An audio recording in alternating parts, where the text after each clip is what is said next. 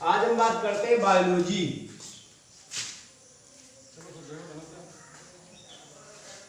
अर्थात जीव विज्ञान।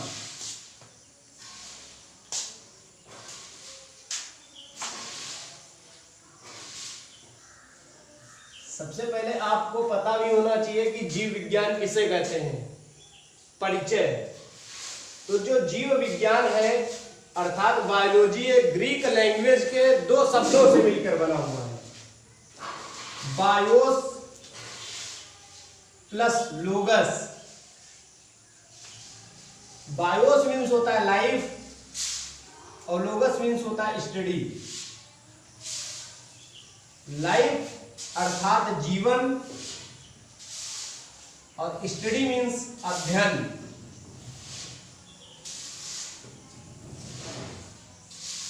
तो यहां से परिभाषा निकल के आ रही है ग्रीक भाषा, ये याद रखना। ग्रीक भाषा के दो शब्दों से मिलकर बना है BIOS plus लोगस। BIOS means BIOS अर्थात लाइफ, लाइफ मीन्स होता है जीवन, और लोगस, लोगस मीन्स होता है स्टडी, स्टडी अर्थात अध्ययन।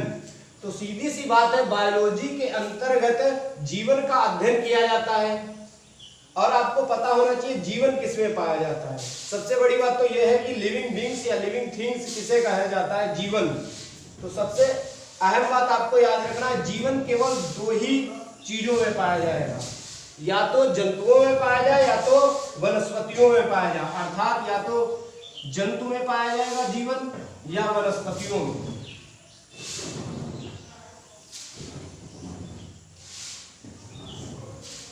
आपसे अगर कोई परिभाषा पूछ दे कि जीव विज्ञान किसे कहते हैं, क्योंकि जीव विज्ञान जो है वो एक विज्ञान की शाखा है, तो आपको ये पता होना चाहिए कि जीव विज्ञान, विज्ञान की वह शाखा जिसके अंतर्गत जीवन का अध्ययन किया जाता है उसे जीव विज्ञान कहते हैं। और जीवन किसमें पाया जाएगा, केवल और केवल सजीव में। और आपको बता ही दिया है सजीव कौन से होंगे, या तो जंतु होगा या तो पादप या वनस्पतियां होंगी। ठीक है।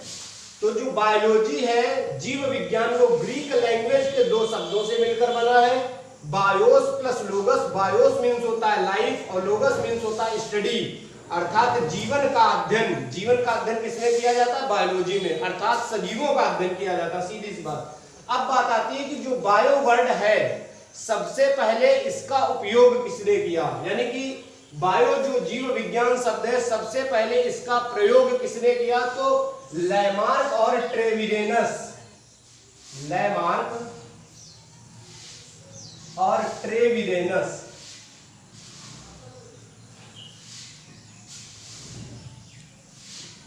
लैमार्क और ट्रेविरेनस ये जो दो वैज्ञानिक थे, इन्होंने सर्वप्रथम बायो शब्द का प्रयोग सन 1801 और 2 में इन्होंने इसका प्रयोग किया।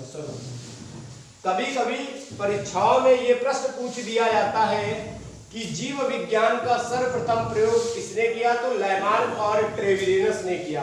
और कभी कभी ये भी आप याद रखना है, हो सकता है पूछ दिया जाए कि लैमार्क कहाँ के निवासी थे, तो लैमार्क और ट्रेविरेनस ये फ्रांस के थे, ये जर्मन के वैज्ञानिक थे। ठीक है, यहाँ तक क्लियर हुआ। तो आपको ये याद रखना है जीव विज्ञान किसे कहते हैं, विज्ञान की वह शाखा जिसके अंतर्गत सजीवों का अध्ययन किया जाता है उसे जीव विज्ञान अर्थात बायोलॉजी कहते हैं।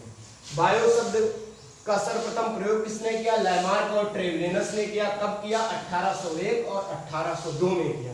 ये तो शब्द की बात हुई। अब कभी कभी ये पूछ दिया जाता है कि बायोलॉजी के पिता अर्थात जीव विज्ञान के पिता कौन है, तो अरस्तु। अरस्तु जी ये जीव विज्ञान के पिता है, अर्थात बायोलॉजी के पिता है। ठीक है, यहां तक आया।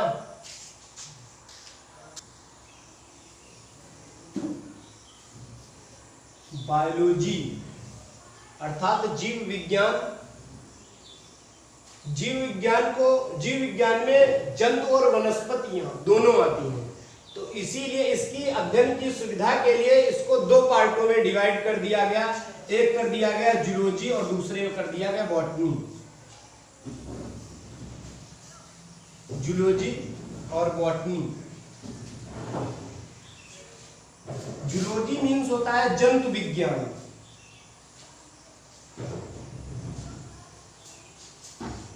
और बॉटनी मीन्स होता है वनस्पति।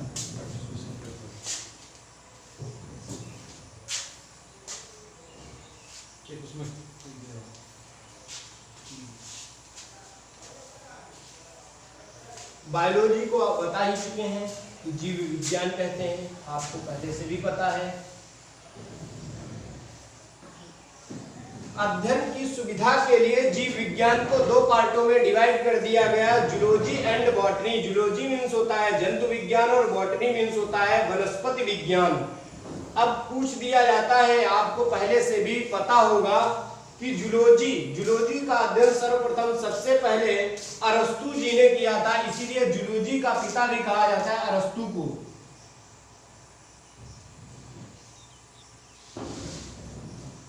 और इनकी एक पुस्तक है हिस्टोरिया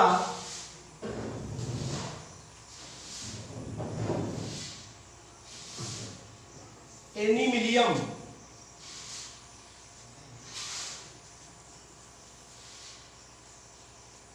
इस पुस्तक में इन्होंने लगभग 500 जंतुओं का अध्ययन किया है। ठीक है, जंतु विज्ञान के पिता अरस्तु जी हैं और अरस्तु जी ने ही सबसे पहले हिस्टोरिया एनिमिलियम नामक पुस्तक ली, उसमें इन्होंने 500 जंतुओं का अध्ययन किया। उसके बाद बात आती है बॉटनी, जो अर्थात जिसे वनस्पति विज्ञान या पादप विज्ञान के नाम से भी जाना जाता है। इसके जो पिता है थियोफ्रैक्टस जी हैं।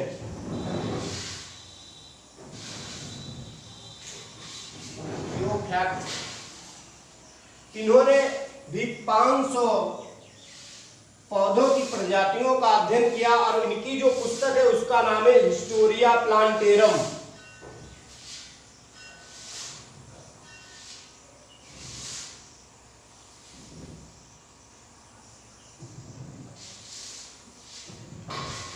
Historia plantarum. अब यहां से आप समझिएगा कि जीव विज्ञान जो बायोलॉजी है, अध्ययन की सुविधा के लिए इसे दो पार्टों में डिवाइड कर दिया गया, जूलॉजी एंड बॉटनी। जूलॉजी को कहा जाता है कि जंतु विज्ञान और बॉटनी को बोलते हैं वनस्पति विज्ञान अर्थात पादप विज्ञान। तो जूलॉजी, अब पूछ दिया जाएगा कि जंतु विज्ञान किसे कहते हैं। देखो, जीव विज्ञान की परिभाषा मैंने डिफिनीशन आपको अभी बताई है कि जीव विज्ञान विज्ञान की वह शाखा जिसके अंतर्गत जीव जंतुओं और पेड़ पौधों का अध्ययन किया जाता है, उसे ही जीव विज्ञान कहते हैं। अब पूछ दिया जाए कि जीव जंतु विज्ञान किसे कहते हैं, तो जो जंतु विज्ञान है वो जीव विज्ञान की शाखा है। तो परिभाषा ऐसे बोलेंगे, जीव विज्ञान की वह शाखा जिसके अंतर्गत जंतुओं का अध्ययन किया जाता है उसे जंतु विज्ञान कहते हैं। पादप विज्ञान, जीव विज्ञान की वह शाखा जिसके अंतर्गत वनस्पतियों अर्थात पादपों का अध्ययन करते हैं उसे वनस्पति विज्ञान कहते हैं। जंतु विज्ञान के पिता कौन है? अरस्तु जी हैं। अरस्तु जी ने लगभग 500 जंतुओं का अध्ययन किया था और इनकी जो पुस्तक थी हिस्टोरिया एनिमिलियम, इसमें उन्होंने जंतुओं के बारे में प्रस्तुत किया था या बताया था। और वनस्पति विज्ञान अर्थात बॉटनी या पादप विज्ञान के पिता थियोफ्रैक्टस जी हैं। इन्होंने लगभग 500 पेड़ पौधों की जातियों का अध्ययन किया और इनकी जो पुस्तक थी उसका नाम था हिस्टोरिया प्लांटेरम। उसमें इन्होंने सारा वर्णित किया। कभी कभी पूछ दिया जाता है कि 5 जगत वर्गीकरण, क्योंकि वो भी अध्ययन की सुविधा के लिए 5 जगत वर्गीकरण किया गया, यानी कि 5 किंगडम ऑफ क्लासिफिकेशन, जीवों का 5 जगत वर्गीकरण।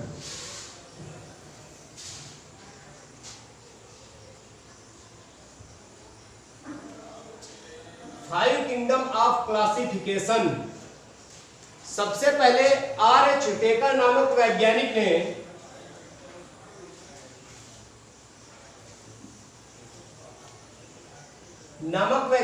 ने सन 1969 में 5 जगत वर्गीकरण किया और 5 जगत है मोनेरा, प्रोटिस्टा, फंगाई, एनिमल और plant. Monera, protista, fungi, animal और प्लांट।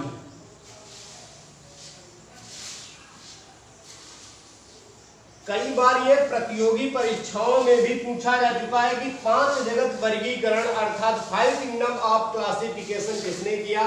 तो R.H. व्हिटेकर नामक वैज्ञानिक ने 1969 अर्थात 1969 में सबसे पहले किया और उनके जो जगत थे वो 5 थे: मोनेरा, प्रोटिस्टा, फंगाई, एनिमल और प्लांट। मोनेरा में एक कोशिकीय जीव आते हैं, एक कोशिकीय,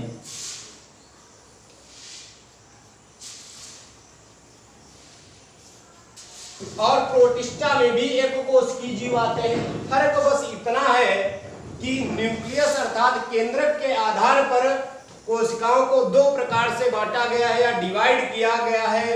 एक को कहते हैं मोनेरा और प्रोटिस्टा अर्थात एक कोशिकी, दोनों में जीव आते हैं। इनमें से 2 अलग अलग केंद्रक के आधार पर 2 प्रकार की कोशिकाएं होती हैं, प्रोकार्योटिक एंड यूकार्योटिक। तो मोनेरा जगत में प्रोकार्योटिक जंतु आते हैं, प्रोकार्योटिक।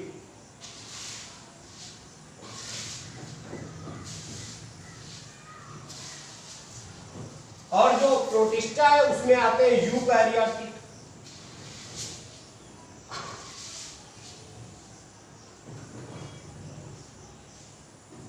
अब आप लोगों को ये नहीं समझ में आ रहा होगा कि प्रोकार्योटिक किन्हें कहेंगे और यूकार्योटिक किन्हें कहेंगे।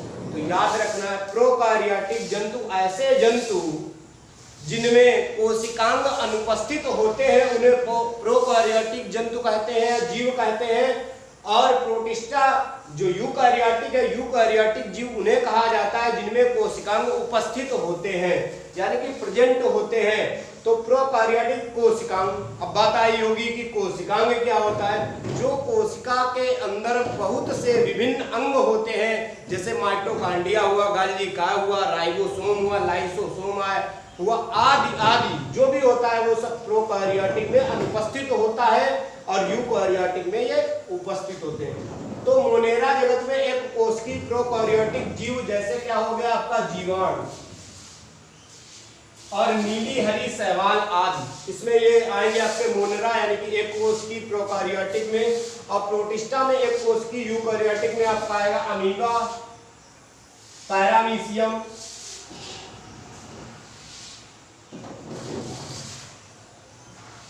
और यूग्लिना।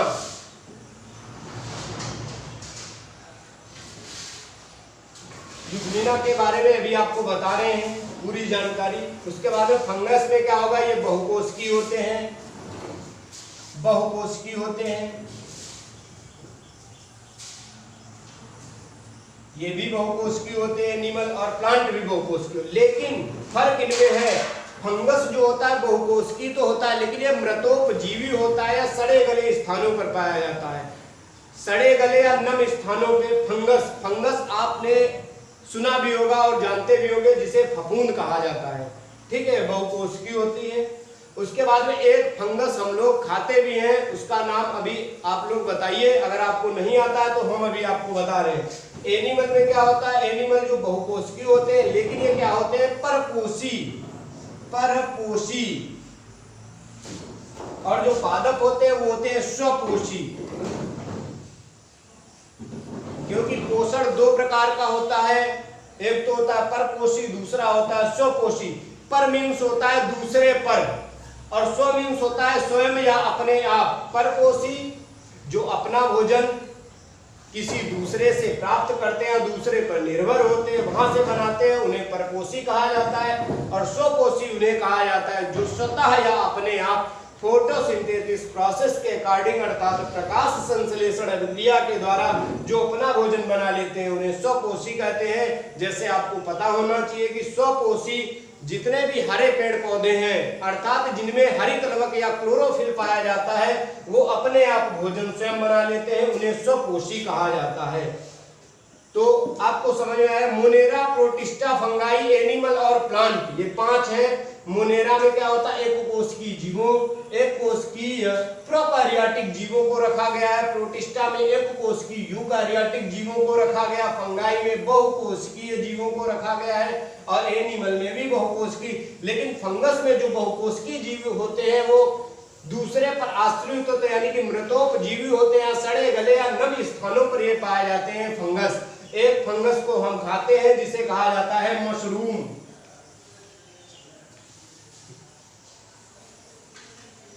ठीक है, एनिमल क्या होते हैं, ये भी बहुकोशिकी होते हैं और प्लांट भी बहुकोशिकी होते हैं, लेकिन जो एनिमल होते हैं, जीव होते हैं, जंतु होते हैं, वो परपोषी होते हैं। परपोषी अर्थात दूसरे पर वो निर्भर होते हैं, दूसरे से अपना भोजन स्वयं बनाते हैं। और जो प्लांट है वो क्या होते हैं, बहुकोशिकी होते हैं। और स्वपोषी, स्वपोषी का मतलब होता है ये अपने आप स्वयं भोजन बना लेते हैं, क्योंकि जो भी हरे पेड़ पौधे होते हैं या पादप होते हैं वो प्रकाश संश्लेषण अभिक्रिया के दौरान अपना भोजन स्वयं बना लेते हैं, उन्हें स्वपोषी कहा जाता है।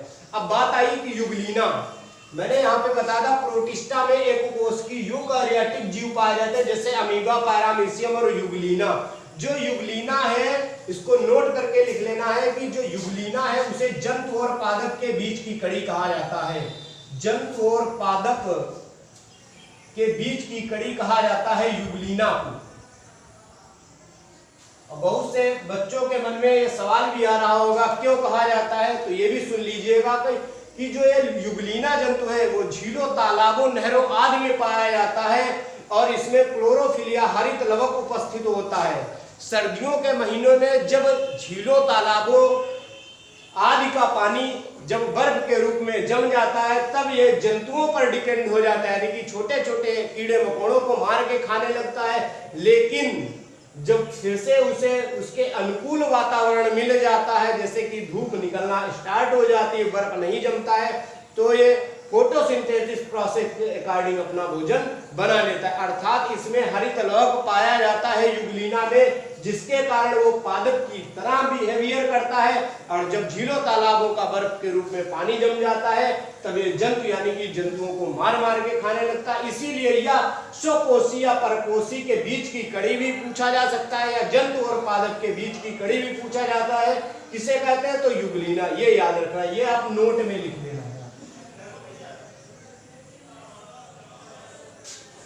ठीक है, यहां तक आया। अब आपको बताया जाएगा कि सजीव, सबसे पहले बात है ये भी आपको आना चाहिए कि सजीव किसे कहते हैं। सजीव किसे कहते हैं, सजीव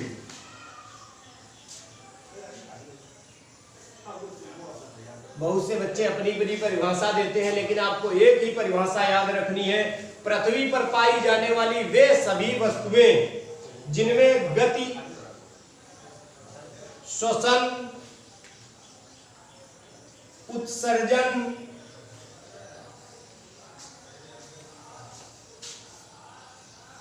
परिसंचरण,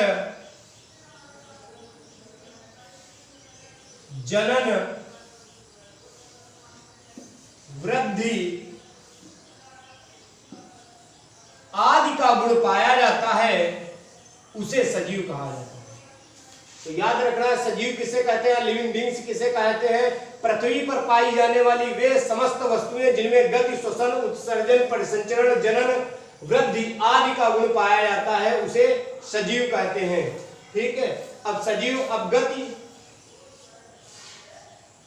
अब कुछ तो ये सोच रहे होंगे कि गति केवल जंतु कहते हैं, पादप तो करते थे। नहीं, जंतु जो होते हैं वो एक स्थान से दूसरे स्थान तक जा सकते हैं, लेकिन पादप क्या होते हैं, अपने एक निश्चित स्थान पर ही वो अपने चारों तरफ गति करते हैं।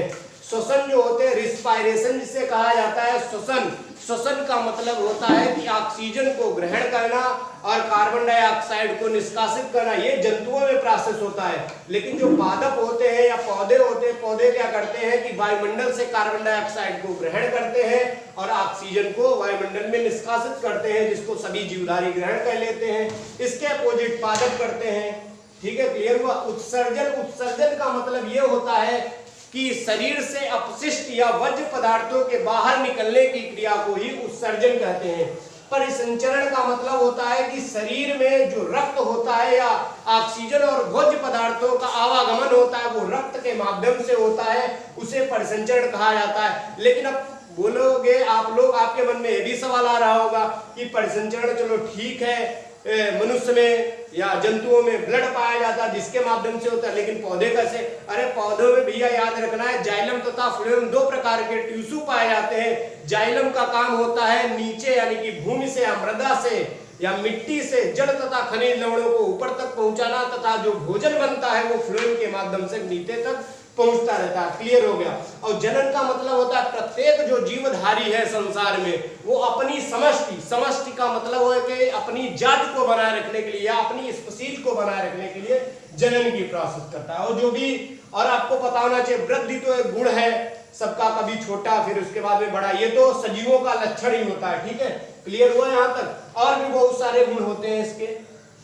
अब बात आती है कि जंतु और पादप में अंतर बहुत बार पूछा जाता है कि जंतुओं और पादप में डिफरेंट बताइएगा, यानी कि प्लांट और एनिमल में अंतर। तो आप लोग देख लीजिए अंतर भी, पादप और जंतुओं में अंतर, जंतु और पादप में अंतर, different between plant and animal. तो पहला, अब जंतु और पादप, जंतु कैसे होते हैं? परपोषी। क्लियर हुआ? परपोषी का मतलब होता है कि दूसरे के माध्यम से वो अपना भोजन ग्रहण करते हैं। और जो पादप होते हैं वो होते हैं स्वपोषी। स्वपोषी का मतलब होता है अर्थात जो अपना भोजन स्वयं बना लेता है। तो ये बात क्लियर हुई। लेकिन परपोषी जंतु जो होते हैं परपोषी तो होते हैं, लेकिन एक जंतु को छोड़कर, वो भी जंतु कौन सा होगा? युगलीना।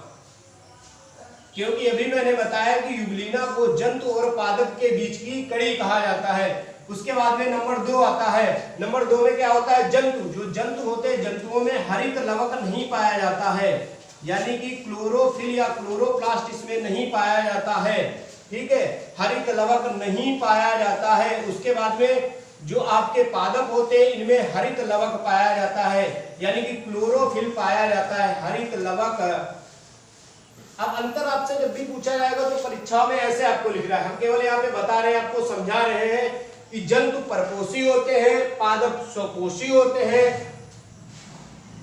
उसके बाद में अगला पॉइंट में लिखोगे जंतुओं में हरित लवक अनुपस्थित होता है और पादपों में हरित लवक उपस्थित होता है। अगला नंबर आएगा, जंतु ऑक्सीजन को ग्रहण करते हैं और कार्बन डाइऑक्साइड को वायुमंडल में निष्कासित करते हैं। और पादपों में आपको लिखना है जो पादप होते हैं, हरे पेड़ पौधे होते हैं, ये कार्बन डाइऑक्साइड को ग्रहण करते हैं और ऑक्सीजन को बाहर निकालते हैं।